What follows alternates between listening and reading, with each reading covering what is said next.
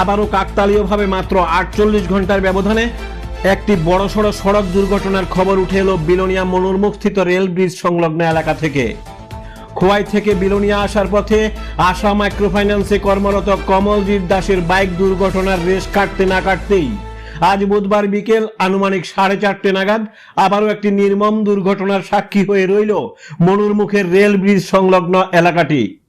ঘটনায় জানা যায়, একটি অটোরিকশার সাথে নাম্বারবিহীন একটি স্কুটির মুখোমুখি সংঘর্ষের ফলে আহত হয় চালক সহ 5 জন আরোহী। কিছু ঘটনা আমরা বেতাগত থেকে আইতে আসি অটো করে আমার গাড়িতে 3 জন আছে। আইতে আসলে মনোমুখে দিকে তারা মোবাইল দেখতে যাইয়া অ্যাক্সিডেন্ট হয়ে গেছে।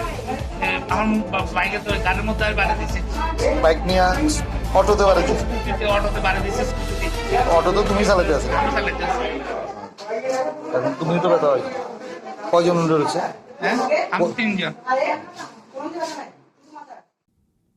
বিলোনিয়া দক্ষিণ ভারত চন্দ্রনগর নিবাসী অর্জুন দেবনাথের পুত্র 18 বছর বয়সী শানু দেবনাথ এবং চিত্তামারা স্থিত এলাকার 19 বছর বয়সী রাকেশ দেবনাথ একটি নম্বরবিহীন স্কুটি করে বিলোনিয়া থেকে শান্তির বাজার যাওয়ার পথে শান্তির বাজার মহকুমার লাউগাং থেকে বিলোনিয়া অভিমুখে আসা TR082734 অটোরিকশার সাথে মুখোমুখি সংঘর্ষের ফলে এই দুর্ঘটনাটি ঘটে বলে জানায়। প্রত্যক্ষদর্শীদের মতে উল্টো দিক থেকে আসা অটোরিকশা চালকের সাংঘাতিক ভুলের কারণে এই দুর্ঘটনাগ্রস্ত হতে হয় দুপক্ষকে। একটা স্কুটি এবং একটা অটোটা শান্তির বাজার থেকে বিলোনিয়ামুখী হইতে আছে, আর স্কুটিটা বিলোনিয়ার থেকে শান্তির বাজার দিকে যাইতে আছে। তো রেল ব্রিজের নিচে এখানে স্কুটিটা এবং সংঘর্ষ হয়েছে, কেননা স্কুটিটা ঠিকই রং সাইডে আছে, কিন্তু অটোটা রং সাইড দিয়ে আইয়া এর সঙ্গে এখানে বাড়ি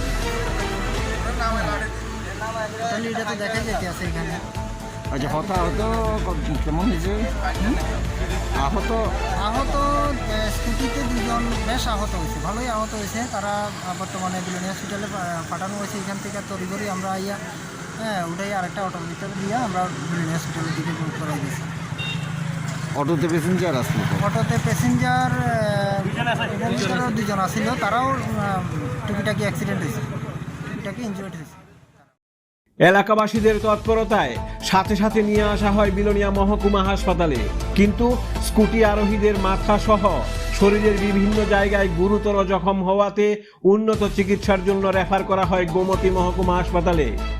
এদিকে অটো চালক মিঠুন নন্দী সহ বিলোনিয়া কলেজ স্থিত এলাকার নিবাসী বিমলদের পুত্র 30 বছর বয়সী বাপি দে এবং ওর মা 50 বছর বয়সী শেলি দেকে বিলোনিয়া মহকুমা হাসপাতালে চিকিৎসারত অবস্থায় রাখা হয়েছে বলে জানান চিকিৎসকরা। কি হয়েছে ঘটনা? ওই মনুমুখে যাইতে একটা ব্রিজ সর না, রেলের ব্রিজ, ওই 2টা যাওয়ার রাস্তা আছে তো, এদিক দিয়ে যায় এদিক দিয়ে আয়।